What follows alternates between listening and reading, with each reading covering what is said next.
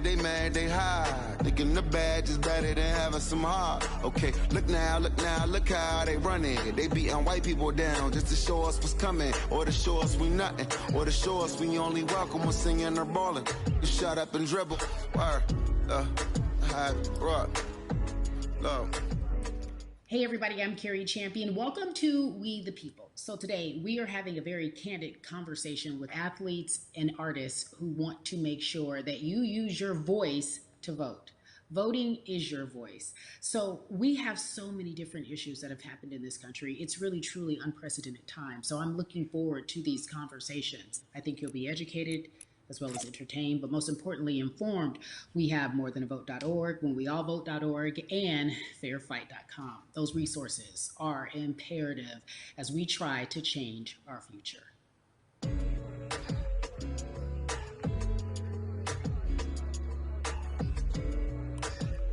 Yeah, la la. There's no way that we can talk about hip hop or even the fact that we want to talk about activism, black voter suppression, without bringing in this guy straight from Port Arthur, Texas. We are talking about Bun B. He is an activist, a scholar, and an all-around gentleman. Thank you so much for spending some time with us. Bun, I don't want to start heavy, but I guess I have to because that's where we are in the world today. It's heavy as hell. And when you think about what needs to happen in this country in terms of change, what's the first thing that you think of? Equality. That's pretty much the first thing that comes to mind, right? Black people need to be seen as equals in this world. You know, we had to fight just to be recognized as a full citizen in this country and not 3/5. The world is now seeing what we've known for so long in the culture and in the community. The one way that we can fight is obviously voting. Talk to me about what voting means to you. I hear people all the time talking about one vote doesn't matter and that voting doesn't make a difference. If that's true, why do they work so hard to suppress the black vote? Because they understand the power of the vote. And so it's time that black people collectively also understand the power of their vote. And not just on a national level, because a lot of times we only have this conversation every 4 years. People need to be very much involved in their local politics. They need to understand who their elected officials are, where they stand on issues that affect you. And you need to use your vote to either support the ones that care about you and your condition, or to elect people who do. A newer initiative that we're dealing with is educating felons, right? So in the state of Texas, if you're a felon, right, if you've been to jail or to prison, but you're no longer on probation or parole, you have the right to register to vote. Another thing that was just brought to my attention, there's an initiative called Orange, which is happening not just in Houston, but all over the country. If you're in jail currently during pretrial, but you have not been convicted, like you're still in jail waiting for your day in court, you are still eligible to vote. And you said something so key. They work so hard to hope that we stay uninformed, but more importantly, to suppress the black vote. If you could do one thing with this message that we're trying to send today about how important voting is, what type of images would you like our people to understand and see when they go to these polls and vote, or when they cast their ballots? I think the images that we've all seen, you know what I'm saying, for decades in this country, if not centuries in this country, we've seen black people oppressed, we've seen black people attacked. So every time you look back and you see those old black and white images of people of color being attacked by dogs and people of color being sprayed with hoses, that's what they were fighting for. Back then, they were just fighting for a chance to vote. People like Martin Luther King Jr., people like Malcolm X, these people died to help us be in a position to have the power that we have now, which is to be able to cast a vote and make a decision about the people that have controls over our lives. So, I mean, if you in your own community need a reason to vote, look at a person like George Floyd. If the people in your city are not open to police reform, are not open to having the conversation about defunding the police, are not open to issues concerning economic equality, judicial equality, and racial equality, right? If they're scared to say Black Lives Matter, you have the power to put people in those positions who do believe that Black Lives Matter, who do believe in racial equality, economic equality, judicial equality, right? Who see us as human beings. And if the people in your community don't feel that way, vote them out. It's that simple. It's just vote them out. We don't have enough time to sit around and hope that people change their minds. Yeah, Bumpy, you point out something so important. We have the power. And that is in our vote, and that is with our voice, and that's how we use our voice. I think of where we are right now. People say this is a particular moment, but it is a movement, not just a moment, it is a movement. Why, in your opinion, was it George Floyd's death? Why was that the chosen brutality for people to say, oh my God, black people are still oppressed in this country, and it is not fair? I think it's twofold, Carrie. In so many different encounters with between people of color and the police, there simply is no proof of what happened in the interaction. Mm. And so what happens is in a court of law, it tends to lean towards the policeman's point of view, right? In this case, we saw very clearly what happened. I think the other thing is due to the fact that everyone was at home, basically during this time period in relation to the coronavirus, you couldn't avoid it, right? It was on every television station. It was on every social media platform. Everywhere you turn, you were constantly hit upside the head with this message. You see in the interaction that this man did nothing to deserve what happened. That's right. I think so well said, because if you think about it, in the grand scheme of things, it wasn't worth it, and he didn't have to lose his life. I think that you touched on something that a lot of people talk about, and that is now defunding the police. That has been such a huge conversation, but there's so many misconceptions around defunding and dismantling. If you will, educate the audience. All right, so most people, when they hear the term defund the police, they tend to think of, oh, they're going to take away our police department. Nothing could be further from the point. Defunding the police means that in certain communities, even Houston, take for example, we had over $1 billion allocated to our police force. Now, what is that money being used for? Some of that money tends to be allocated towards riot shields, right? Pepper spray, right? That kind of thing. That's only used against the people that fund this budget, right? So why would the people want to supply the police with the means to oppress them? If the police are concerned about the situations in certain communities with a higher crime rate, well, higher crime rates tend to happen in communities where there's not employment opportunities, right? There's not a lot of social services, and people are going to do what they need to do to take care of themselves and their families. When the community has more opportunities for employment, more opportunities for upward mobility, then they tend to be a less of a strain on the government. They tend to have a lower crime rate. And because of that, we'll have less need for the police in those communities.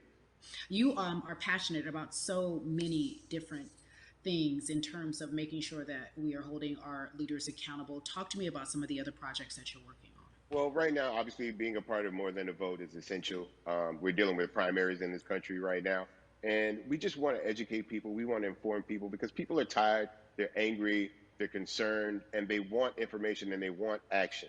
And so we want to make sure that we give them the right information and lead them in the right direction. And we thank the people that do not look like us for standing with us right now, because it's very important that people who aren't black be involved. Because if black people could have gotten rid of racism, we would have done it hundreds of years ago. And so I'm trying to use my voice and my platform just to let people know that if they feel like I do, there's a number of places they can go to enact change in their community. People need to know about how their city council runs. They need to know that they have the ability to speak when city council meets, to let them know that that's not the way that they feel their city needs to be run.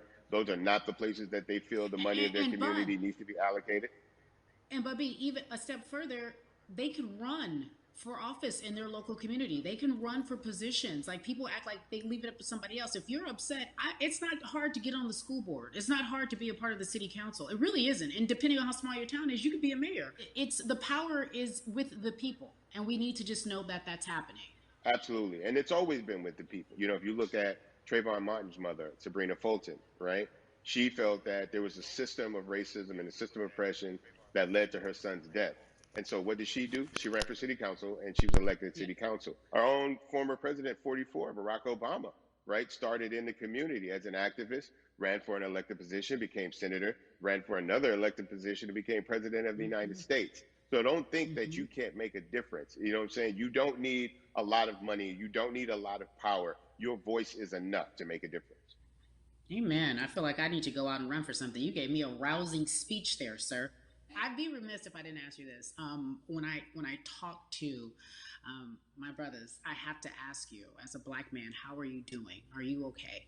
I'm good. I'm good. I have a very strong relationship with God, so prayer definitely works for me. I have children and grandchildren who are watching me, who are encouraged by what I do, and they're proud of me right now, you know, and that's really what matters, you know. The change starts at home, you know. So as long as you have a support system that believes in what you're doing and supports you in what you're doing, you have everything you need to go out there and fight the good fight. And for those that don't, there's a community of people here to help you. So you can go to places like morethanavote.org. There are many different places that will encourage you, inform you, and they will put you with groups of people that feel like you, that are ready to take action. So no one has to go about this alone if they want to do it. Yeah, we're stronger together. People have been saying it, but that has much more meaning now that we are in our movement, not just this moment.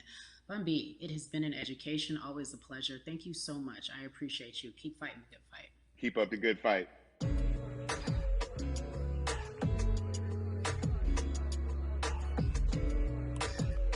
Yeah, la la. So our next guest, I have to admit, I'm a fan, but there are so many different people that we could talk to, and I thought it was so imperative that we speak with her. You know her as Molly on the huge, successful show Insecure, HBO's Insecure. She also has a comedy special highlighting her Nigerian roots, and she's an amazing podcaster. Let's welcome in Yvonne Orji, everyone. You have such a beautiful way of making things funny, giving us our medicine with some candy, right? The humor and the healing. You bring all of that to your space. And right now, as you look across this country and how everyone is so broken and so upset, if it's not social injustice, it's the pandemic, it's depression, it's unemployment, the list goes on and on. How are you doing, quite frankly? You know, I'm rediscovering self in a way that is hard but necessary, that will lead to ultimate joy. I know it sounds like a lot, but no, I think I personally think that God put all of us on a global timeout. Like we just, America hasn't done as good as other people when it comes to timeouts, because everyone else is out playing at recess, and we're still in the principal's office hoping and wishing we can come out. But I think that if we settle into the timeout and really learn the lesson that we're supposed to learn from this season, I think we'll emerge better. We'll learn how to play well with others in more ways than one. And so personally for me, I'm taking this time to learn me in a new way. I feel like I'm being ushered into a new season, and I'm getting still, because sometimes the busy confounds the work that we're supposed to actually be doing. We're busy doing other stuff, but we got work that we need to do on the inside. And I'm leaning into it. I'm like, dang, I thought I was gonna be able to rest like everybody else. And God's like, nah, we got work to do. You know what? And I think that's what everybody is saying about 2020. It's demanding that we be better. And you said it's a global timeout. What do you mean by that? Yeah, it's like everyone sit down, be humble, to quote the great prophet Kendrick Lamar. But like, no, seriously, sit down and let's reevaluate some things. Let us unearth and shake up the things that we have been trying to hide within ourselves, within our nation. I think America is going through an unraveling right now, a much needed, a much necessary one. And I think all eyes on us, right? There is no, oh, I was on the subway for an hour, so I didn't miss that thing that happened. No, everybody was home. Everybody, was watching when George Floyd died, and everybody, no one could hide it. Everyone was watching when Amy Cooper called the cops. Like, this is a time where it's like, oh, we can't pretend it away. We can't excuse it away. No. It's a global timeout. Sit down, watch, and let's learn. And globally, it's like, hey, we were going business as usual, but it ain't usual no more. Like that's old. Anytime change occurs, it's very uncomfortable. And so right now we're sitting with we're getting we're getting comfortable with the uncomfortable. The minorities, we've been comfortable with being uncomfortable, because that to me explains just the existence for whatever we want to do, how we break into our careers, how we live our lives, how we find ourselves one of the few or one of the first. And that's a lonely road. When you look at, and when you talk about this global timeout, everybody had to pay attention to Amy Cooper. Everyone had to pay attention to George Floyd. How is that helping us as a people, as a country, during our global timeout? I think, well, one, we're not minorities, Carrie. You already know it. It's like these labels that they put on us. It's like the same way of saying like black on black violence. Also, there's no white on white violence. It's branding. Yeah, right. It's all branding. Yeah, you're right. It's like white people kill white people every single day. So no, there is no black on black violence. And if you say black on black violence, well, then let's brand white on white violence. Like, I watch Investigation Discovery. Ain't too many of us being featured. so, I just even like, but to answer your question, what does that do? I think what everyone expected is what has happened in the past when the world was still open, right? In that, okay, you had everyone from Trayvon Martin to Castillo to Sandra Bland. You had all of these lives lost, and black people made some noise. We rioted, we got out in the streets, we started the Black Lives Matter movement, all of those things. And then white people kind of just like, oh, let's give them something. And then it's just like, is it over? It's like Oscar so black. Okay, good. We gave some Oscars. Are we good now? Like, are we even? And it's just like, oh, no. This is not about like a band-aid. It's like, yo, we might have to amputate the leg a little bit, but it's all right because by amputating the leg, we're gonna save the body. And so I think that's what's happening now. Like, America is realizing, like, oh, black people aren't just making a little bit of noise. Like, the protests are still out. The conversations are still being had. The change is still being demanded. And I think they're seeing, oh, this is not going no way. And no, it's not, because we need systematic change.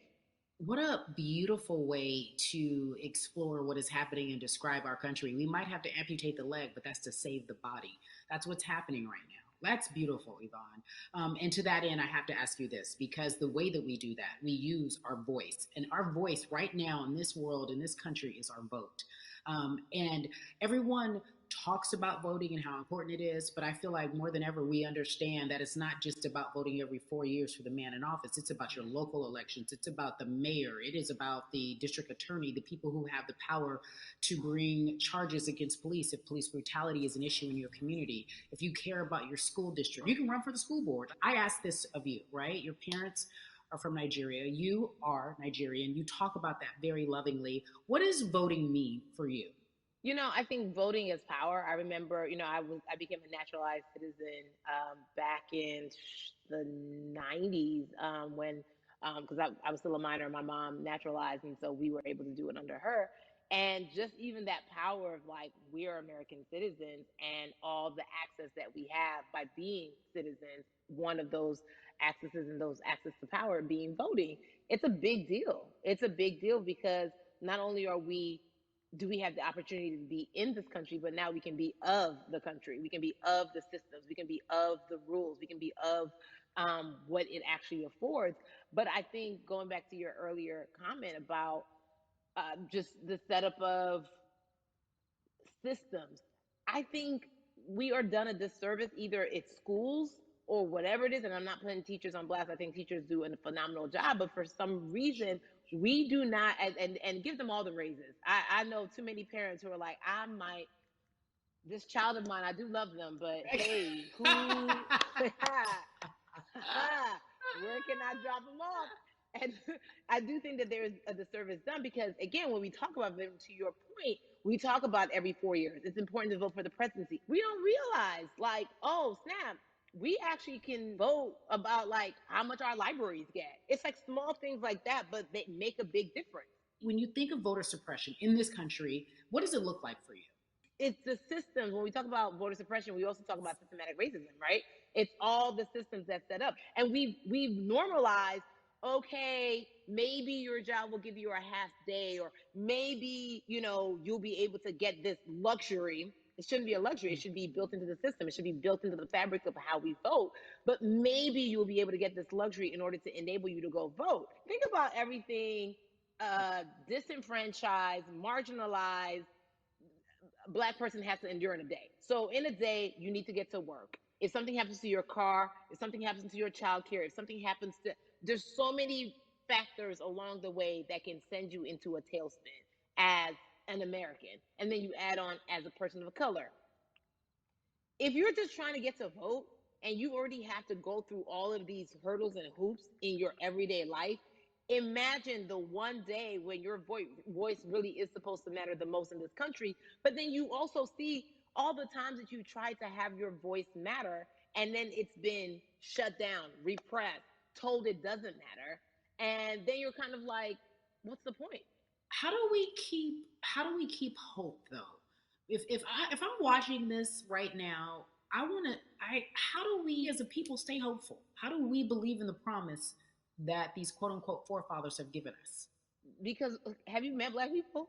By default, like hope is infused in our DNA. Like you know what I'm saying? Like by default, like if we haven't been broken now through, be it through You're right. slavery, through Give it to me. Give capitalism, it to me. through Give it to through me. colonization, through Yeah, segregation, you're right. through I mean, listen, black Mm. the history of black people in this country is at one point we were 3/5 the people. Mm-hmm. That's it. At one point, That was a written law. And look at us now. We are whole. We are black girl magic. We are black boy joy. We are, you know what I'm saying? mm-hmm. What I think about in terms of giving us hope, right? We're making a lot of people nervous right now, Carrie.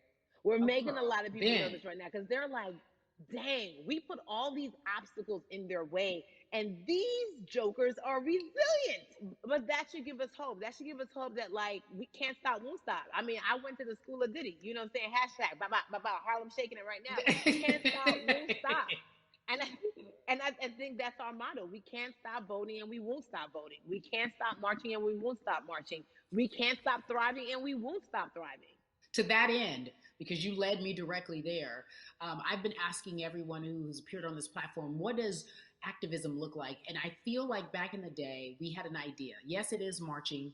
Yes, it Yeah. is protesting. Yes, it is speaking out against things that we feel are not right or unjust. But talk to me about what activism looks like for Yvonne Orji. Listen, activism, I think the beauty of activism is that it has many faces, right? You're going to have the people on the front lines. Like, you know what? Martin Luther King marched, but there were a lot of women who were in the homes like, hey, BT Dubs, when they come back, this is how we support all the people who are marching on the front lines. And we're going to be here doing what we know to do best here. And you know what? Somebody needs to bail them out of jail so now we need to be in the community, getting money or whatever it is. So it's like everybody has a position to play. And so play your position like a shortstop, bruh. So whoever you are and whatever you do, play your position. So activism could look like, you know what? I'm not the one that's built to be on the front line, but you know what? My pockets go deep, so I'm gonna support the people on the front line. I'm a comedian. Black joy is a form of activism. There's always a call for entertainers or celebrities that have the platform to do something. Why aren't you speaking out? I'm not a believer in thinking that it's mandatory. Like you said, everyone can be an activist and be activated in different ways. But talk to me about the connection. Talk to me about the marginalization in your world and how you feel like it even inspires you to say more and use your platform to do more. Beneath the surface of what we do, like Niecy Nash says, it's the the who, right? The who is the person who's going to be like, hey, let me call this out. Either blind racism in terms of overt racism, in terms of ways that we can be better, in terms of ways that we can actually be more uplifting to the community that you may not even realize that you're serving. Before I let you go, talk to me about the urgency, in your opinion, for people to vote, our people to get out and vote this coming election. Yeah, I mean, guys, guys, guys, if you think you're tired now, I'm telling you right now, we cannot take this sitting down. We can't take this jokingly. I understand that it may be hard to figure out who to vote for, but at the end of the day, we got to vote for our families. We got to vote for our legacies. We got to vote for continued progress. We have to vote for upward mobility. We have to vote for equality in a way that is long lasting. And if we succeeded before, we can do it again. You talk about the hope. This is the time. This is not the time to give up. This is not the time to pretend a way that we haven't made progress. We have. There's still much more to be done. And you know what? We might have to get to a point where we pass the baton to our children and our children's children, but we still have work to do now for that generation. Yvonne Orgy, you are everything. You are Molly, but you are not Molly. But I love you so much as Molly on HBO's Insecure. You are an amazing podcaster, Jesus and Joloff. Shout out to Lovey. And then we also have movies like you, The World. You're a model, a cover model. Also, wait, don't let me forget your hugely successful stand-up comedy special on HBO. Girl, I mean, you doing it all, and I am so grateful. You're truly the dream, not just the American dream. You're the black girl, brown girl, do it all dream, the immigrant dream, everything. You're a beautiful, beautiful soul. I really, really mean that from the bottom of my heart. Yvonne Orgy, ladies and gentlemen, nothing but the best and excellence personified. Thank you so much, my friend. I love you so much, Mama. Mwah.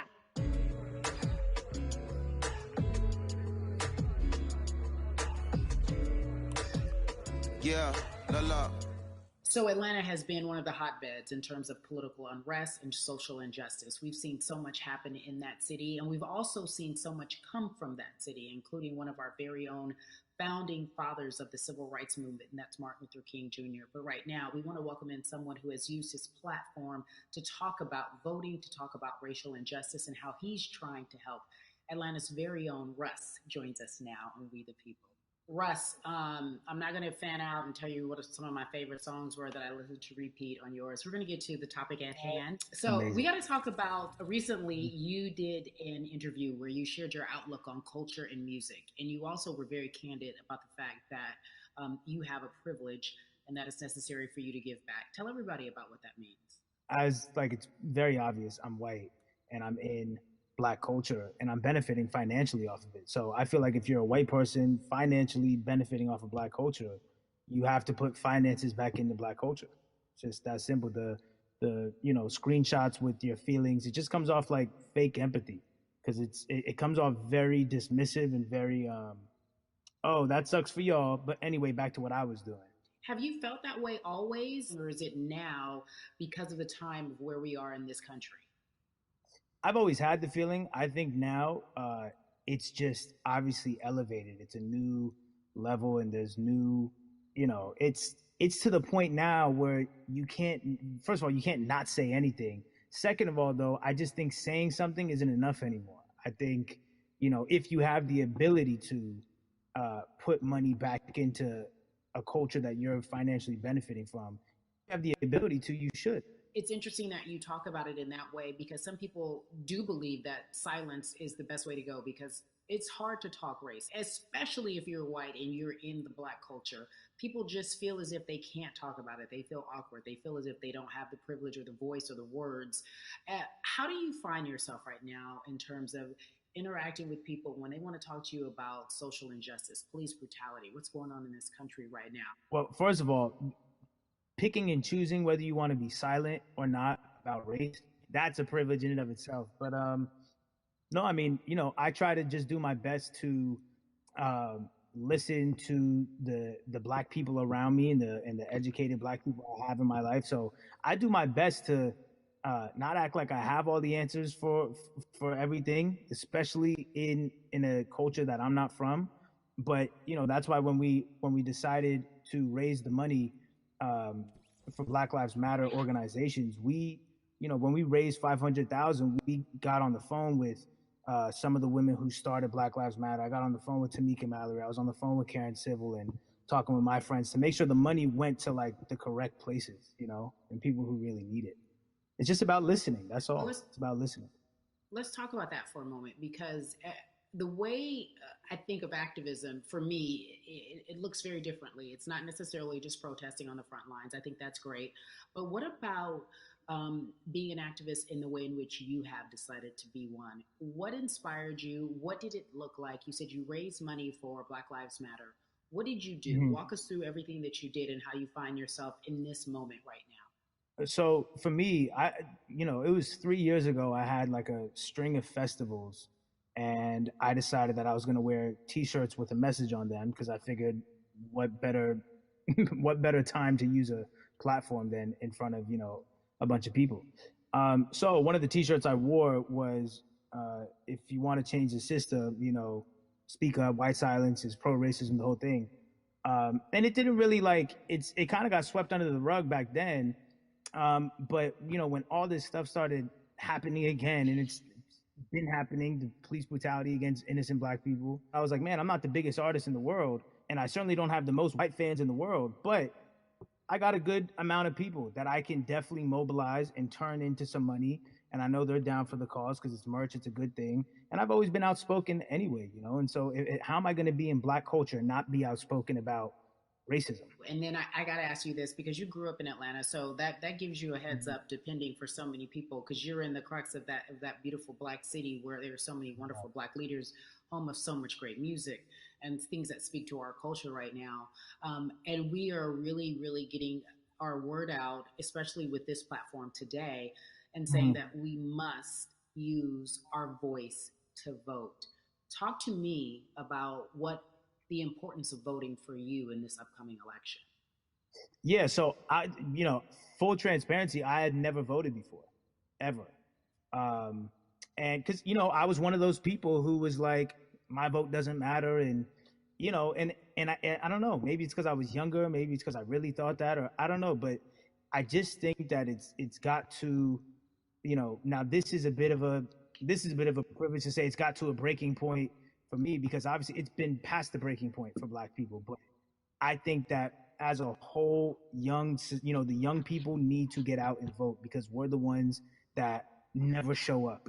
You know what I mean? We never show up to vote, but we're the future. So it's like, look, we got to go out there and vote, and then whatever happens, but at least we did our part. You got to do your part. You're very candid in saying that you just decided to vote. And I think there's a beautiful irony in the fact that you have your fans saying, because of you, I'm voting.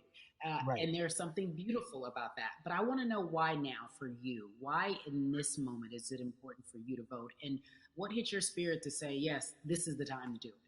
Honestly, because I think that George Floyd really woke up a lot of people who, including myself, who I was vocal and outspoken about racism. I put it in my lyrics. I put it on T-shirts. I would talk about it in interviews. Like, I was vocal about it. But that video in that moment, I think me, along with a lot of other people, just kind of was like, all right, like, words are simply not enough anymore. We got to do something, whether it's raising money, whether it's voting, or all the above. Like, we got to do something, and I'm ashamed that it took that for me to be like, I need to raise money and I need to vote. It's a shame. And I don't know, I guess it snapped a bunch of people out of it, and even if you were vocal and whatnot, it's time to actually put your money where your mouth is. It's time to go vote.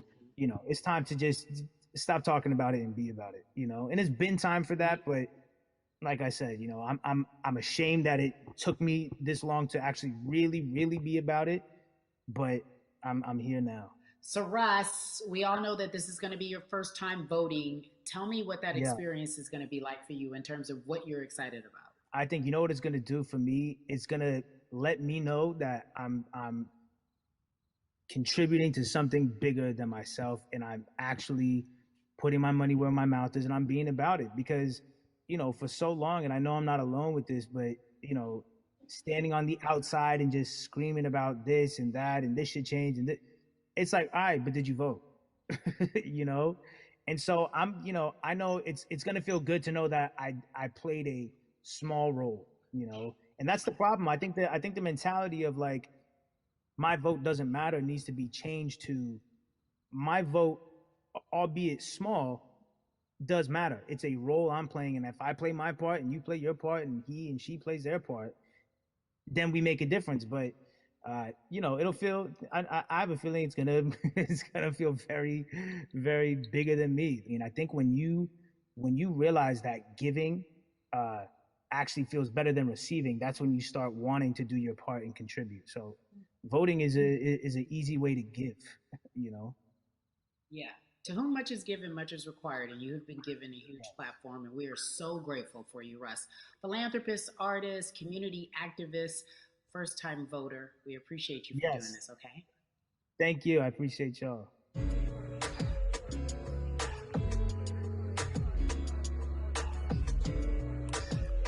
Yeah, la la. So, cities like Atlanta and Chicago have been at the forefront of the discussions, especially now in this country when we're talking about COVID 19 and systemic racism, as well as police brutality and what we can do in this country. Again, we're continuing our conversation, letting you know that your voice is your vote and your vote is your voice. We can change where we are in this country. Currently, I'd like to welcome in Chicago Cubs right fielder Jason Hayward. I appreciate you. I brought in Atlanta and Chicago because I know you grew up in the metropolitan area of Atlanta, more specifically McDonough. Let's be technical, and and you have been very vocal throughout this entire time in terms of what our country's been experiencing. Let's look at the past month and a half, if you will. What has been the hardest thing for you to deal with? The hardest thing for me to deal with, Carrie, this last month has just been going from the virus shutting everything down to us being called to action. We've had multiple police brutality situations. We've had people protesting, wanting to get the message out. But I really realized that I need to be a part of the positive message and make sure that doesn't get lost in all the chaos going on for people to actually hear from a reasonable, respectable person who cares about everyone involved. A reasonable, respectable person who cares about everyone involved, which leads us to More Than a Vote. It is a beautiful collective of Black athletes and artists.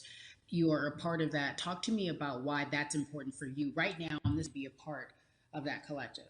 To me personally, it's important to be a part of that because I've somewhat used baseball and my craft as an excuse to not get more involved in voting. But I can't any longer use baseball and work as an excuse not to get educated and not also to show people like at any moment in time, any walk of life, we can make a difference. So tell me in your words, what does activism look like for you? In my words, it looks like LeBron James, the biggest athlete right now on the planet, speaking up and breaking the ice for everyone. And I think for the first time, people see and hear from us. So now we have white teammates, we have other people speaking up and realizing, okay, like this is how we go about doing this. And to me right now, social media, athletes speaking up, entertainers speaking up, like we're trying to do with More Than a Vote. You said something I thought was so key because covering sports for so long, I know that it's tough for Black players specifically in Major League Baseball to talk about how they feel. Adam Jones did it in a very eloquent way early on, but there are very few that are vocal. You said you all were afraid. Why use that word and why were you afraid? You was afraid because in 2019, there were 68 of us total. And there are 38 teams. There's 25-man roster on each team. There's a 40-man roster, which is on each team as well.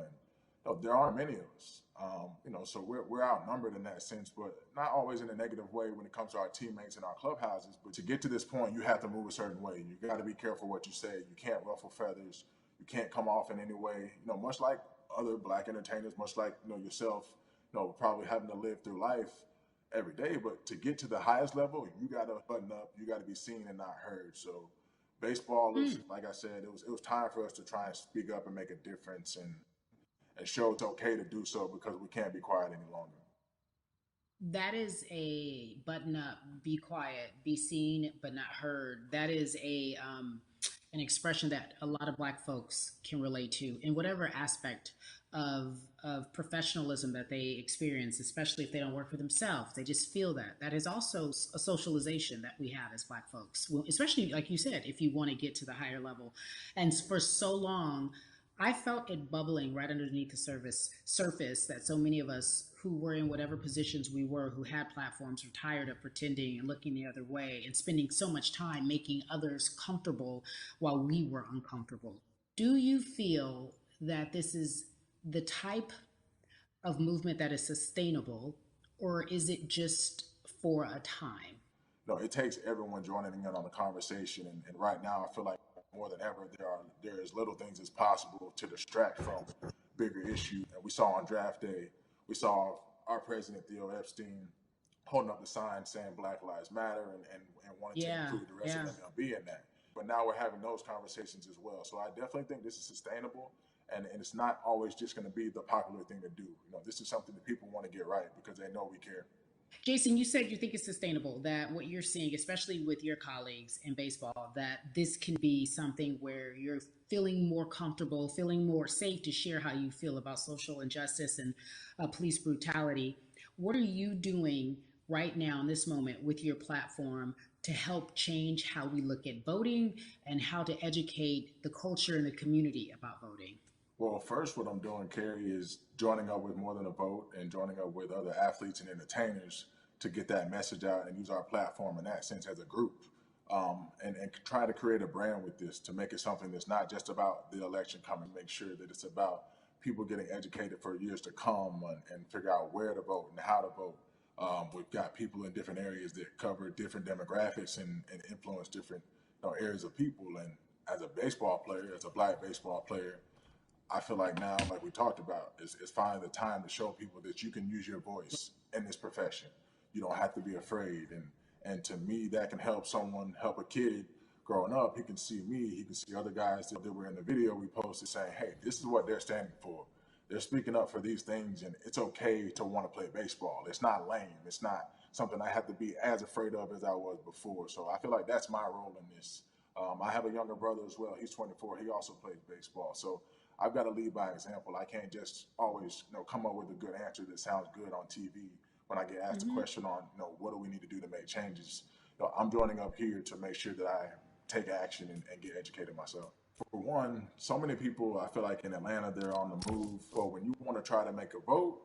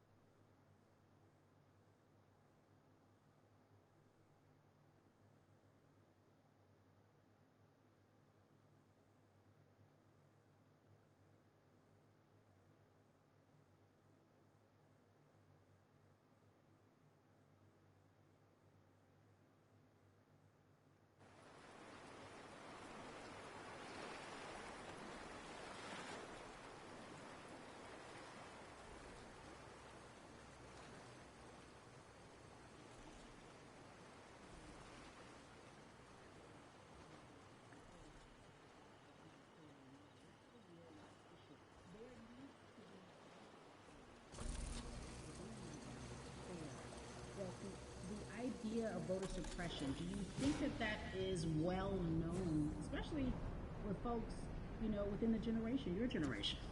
I think it's known in our communities, right? I don't think it's spoke on enough. I don't think there's been enough light drawn to it.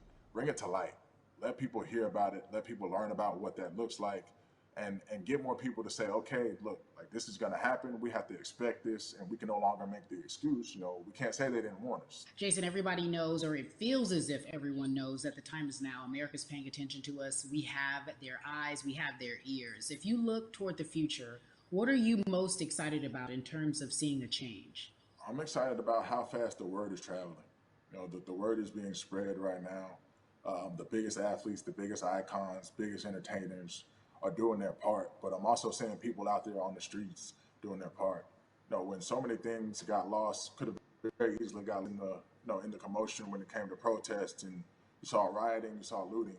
People still stood their ground, and people still went out there and said, "Look, we're doing this for the right reasons. We're going to come together. We're going to use drones. We're going to use social medias." I feel like this is a new wave of getting things done the right way and just spreading the message. You're right about that. And you're right. People are spreading the word unapologetically. We out here. We doubling down. Thank you so much. I appreciate you. Right.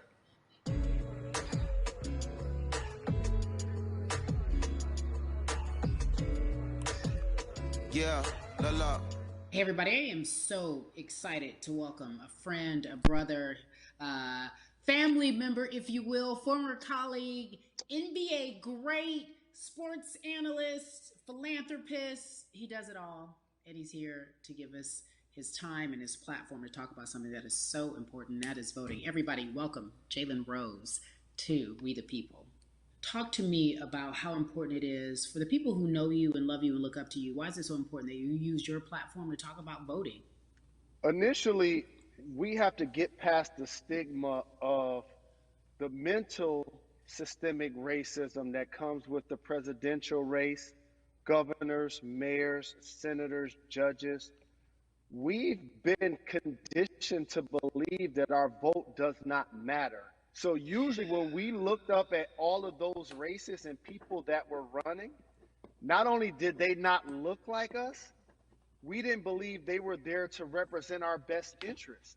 So therefore, as a collective, we didn't mobilize until Barack Obama, and we felt a sense of hope that finally our country is going to do something that we felt would never happen in our lifetime. And I remember being at the inauguration in 2008. I made sure I was there. And we voted. In 2016, we didn't vote, Carrie. We didn't vote. And so many people try to make this political. This is not political. Me telling somebody to vote is like telling somebody to pay taxes. So that's one, getting over the stigma of nobody is going to represent our best interest. And then number two, the reality is that the person that gets the most votes doesn't necessarily win the presidency.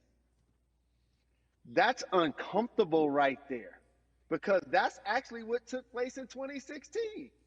The Electoral College chose the president. And if you put all of their pictures up, I'm pretty sure they look a lot more like each other than they look like you and I. How about that? And then the third thing, especially in urban environments, oh man, they create barriers for us, Carrie. It's like you got to jump over the fence, you got to run past the dog, you got to jump on the hood of the car. The lines is 5 hours long. You get up to the poll and they don't work.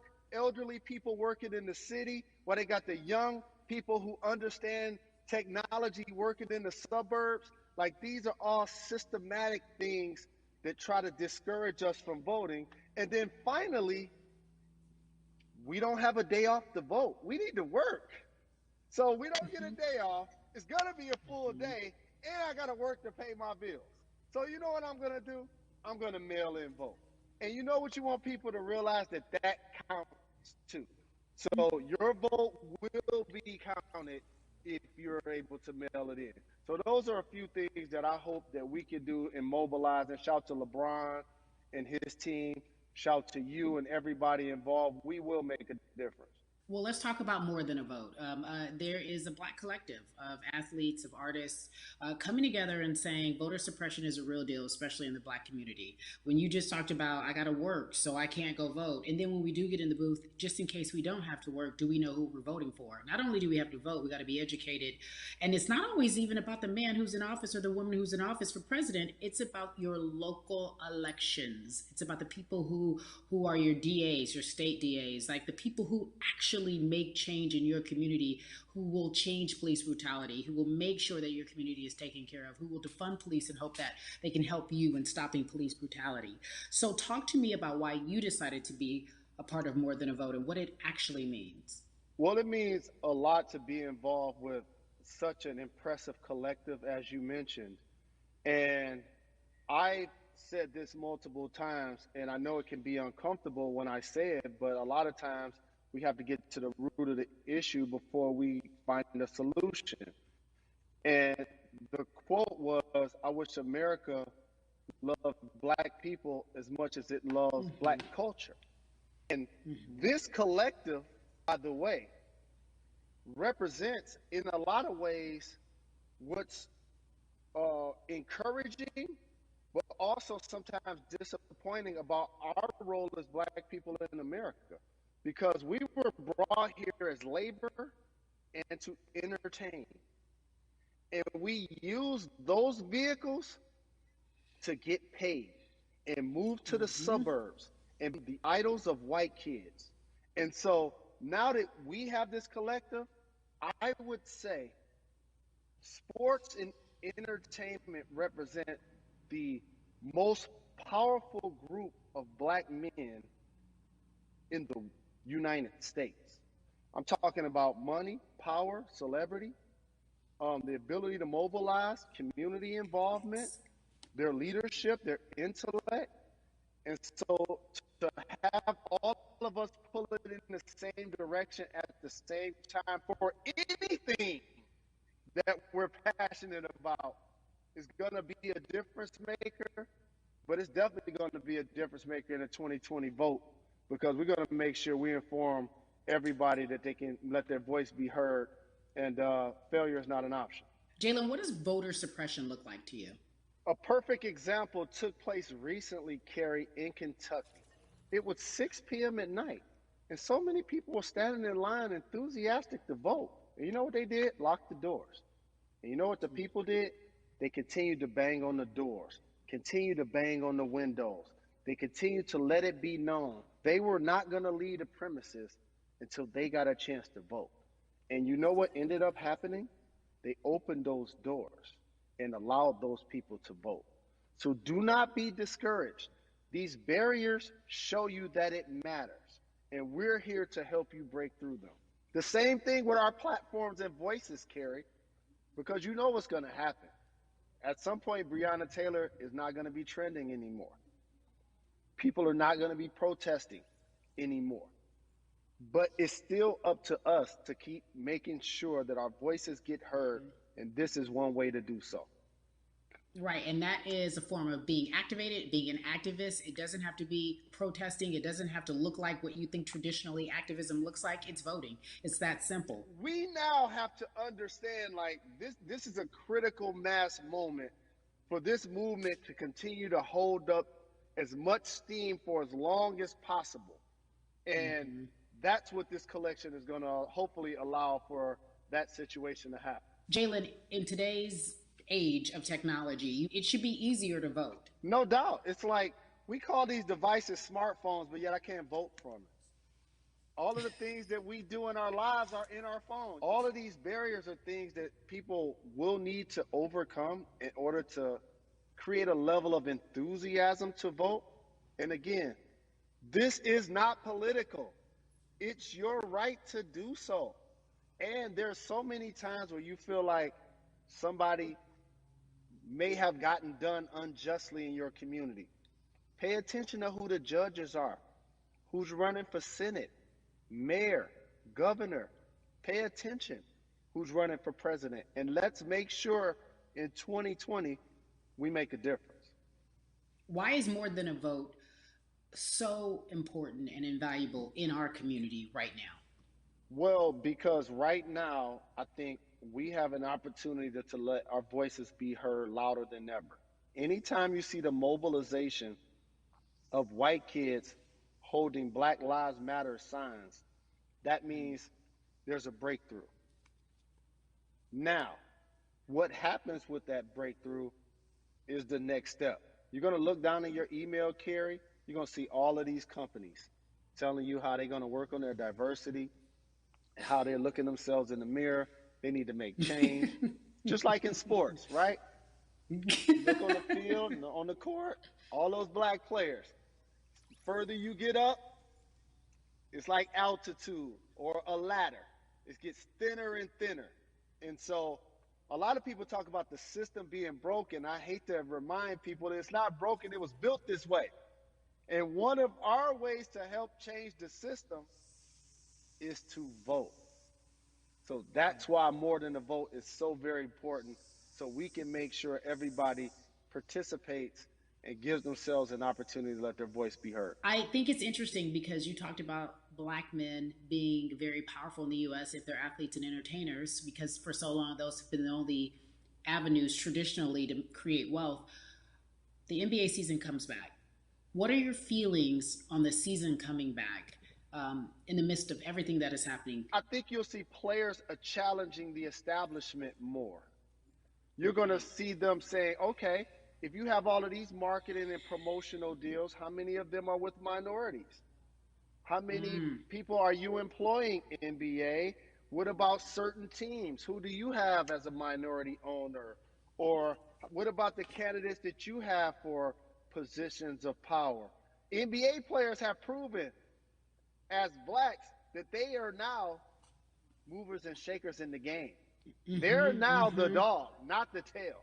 So if they decide not to play, some of the biggest social changes and conversations have taken place in sports that weren't during the game. Colin Kaepernick was before the game. The Ali Summit was a press conference. So they could mobilize if they chose to. But when and if you do play, challenge the league. Black Lives Matter on the jerseys. Continue to make sure that every time people are watching the game, they're also seeing the movement happen. Jalen, I appreciate you because you are always entertaining and informative at once.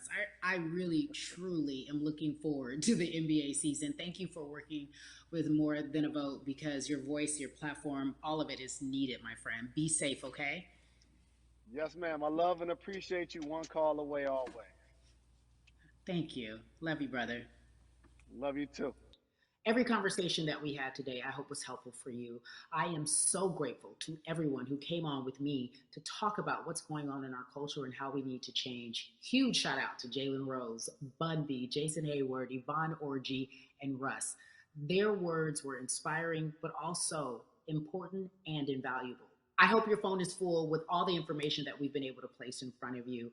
Again, you need to check out these resources because they are so important because we want you to vote.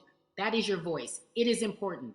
We, the people, want you to vote. So go to morethanavote.org, fairfight.com, and whenweallvote.org. Again, thank you so much for joining us and paying attention because this message, again, is invaluable. I'm Carrie Champion for We the People.